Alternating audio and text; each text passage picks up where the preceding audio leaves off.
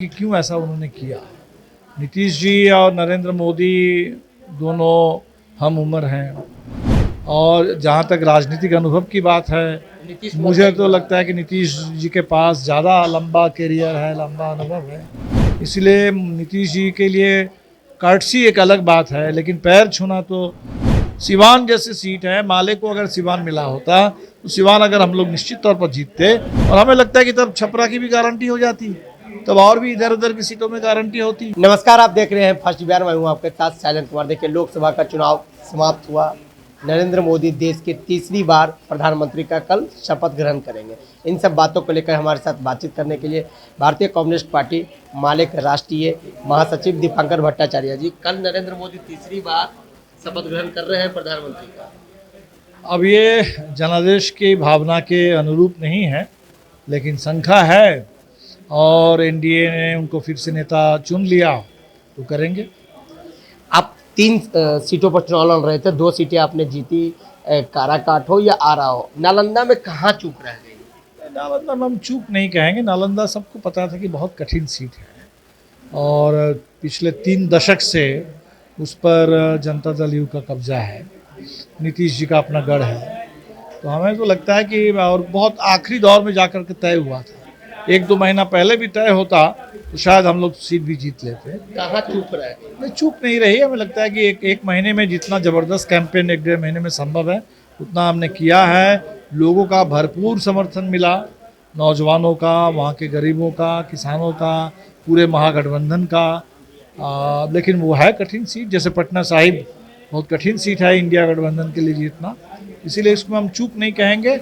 बहुत ज़बरदस्त मुकाबला हुआ है और उस मुकाबले में जनता का पूरा आशीर्वाद मिला, साथ मिला, और जो मुद्दे उठे हैं उन मुद्दों पर हम लोग काम करते रहे हैं। नीतीश कुमार कल सदन में भाषण दे रहे थे, नरेंद्र मोदी को धन्यवाद भी दे रहे थे। उन्होंने भरी सदन में देश के प्रधानमंत्री नरेंद्र मोदी का पैर छुआ। अब ये नीतीश जी कह पाएंगे कि क्यों ऐसा उन्होंने किया। नीतीश जी और नरेंद्र मोदी दोनों हम उम्र हैं और जहाँ तक राजनीतिक अनुभव की बात है, मुझे तो लगता है कि नीतीश जी के पास ज़्यादा लंबा करियर है, लंबा अनुभव है। इसलिए नीतीश जी के लिए कर्टसी एक अलग बात है, लेकिन पैर छूना तो बिल्कुल कोई कर्टसी की मांग नहीं है। तो ऐसा नीतीश जी क्यों किए हैं तो नीतीश जी बता सकते हैं, लेकिन लोगों ने, जिन लोगों ने देखा, लोग दुखी हुए इसको देखकर।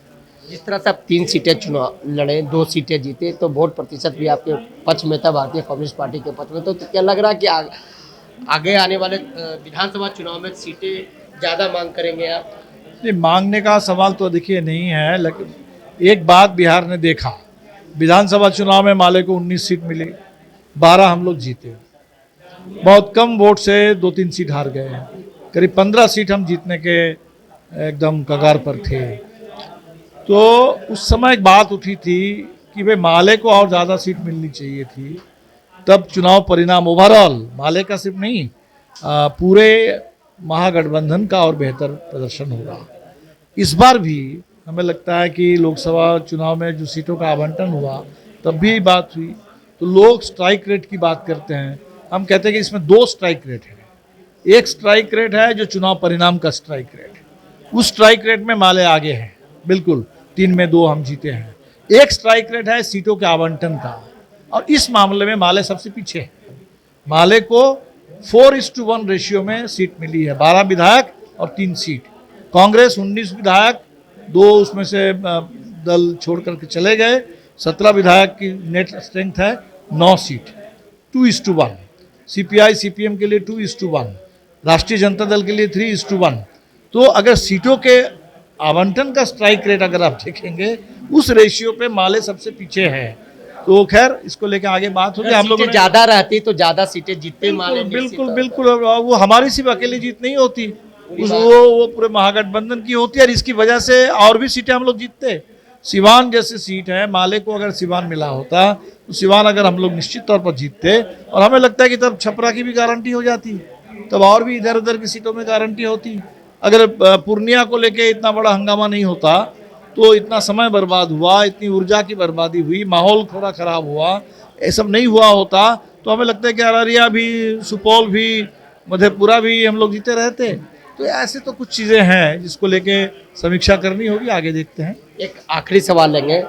नरेंद्र मोदी जब से राजनीति में आए, मुख्यमंत्री भी गुजरात के रहे, पहली बार गठबंधन की सरकार में प्रधानमंत्री बनने जा रहे हैं। इस बार, इससे पहले भी 2 बार रहे, पूर्ण बहुमत की सरकार थी, गठबंधन की तो सरकार थी, पूर्ण बहुमत की सरकार है। और नेता प्रतिपक्ष इस बार मजबूत मिलने जा रहा है, मजबूत स्थिति में प्रतिपक्ष। बिल्कुल बिल्कुल, लेकिन हमने देखा कि मोदी जी का जो कल का भाषण था, तो कहने के लिए तो उन्होंने वो जो मोदी मोदी मोदी करते थे वो नहीं किया, वहाँ एनडीए एनडीए एनडीए बोला। लेकिन अगर पूरे भाषण के अंतर्वस्तु को अगर आप देखेंगे, उसकी पूरी दिशा को, मिजाज को अगर आप देखेंगे, बातें वही कर रहे थे।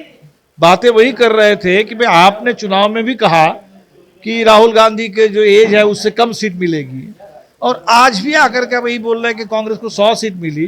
कांग्रेस मुक्त भारत आपका नारा होता था, और अभी आप गिना के बोल रहे हैं कि पिछले 3 चुनाव मिला करके भी कांग्रेस को इतनी सीटें नहीं मिली, उससे ज़्यादा सीट भाजपा को मिली। तो हमें लगता है कि एक वो देखिए, एक डेमोक्रेटिक एक एटीट्यूड होता है, वो मानसिकता उनके पास नहीं है।